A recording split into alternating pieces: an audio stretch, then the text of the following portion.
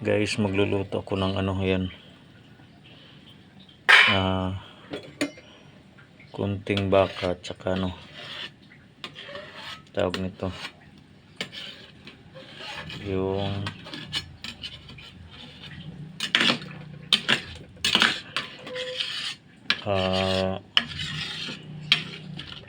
pork chop.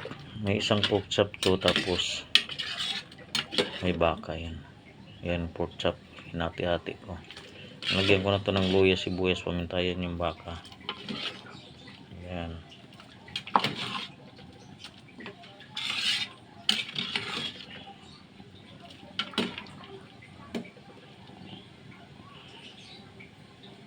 Yan. Tapos binasagan ko ng isang itlog yan mga idol. Tapos lagyan natin ng tanlad. Yan.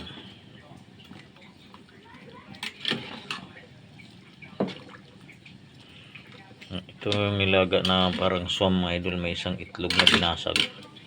Parang sarap ng sabaw. Tapos sinugas ng bigas ang sabaw.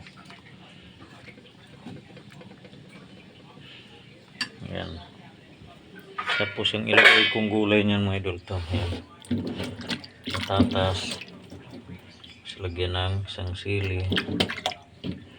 Tapos to repolyo maliit. Yan, repolyo maliit. Tapos alokbati, talbos ng kamote. Yan, halo-halo na yan. Yan, talbos ng kamote, alokbati, saka repolyo. Yan, maliit na repolyo, pinaghati-hati ko yan. Okay na yun mga idol. Sabaw, para may sabaw.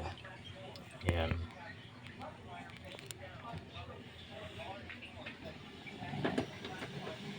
Yan. Sarap ng sabaw nito mga idol. Ano, may sibuyas dahon yan. Yan yung buto ng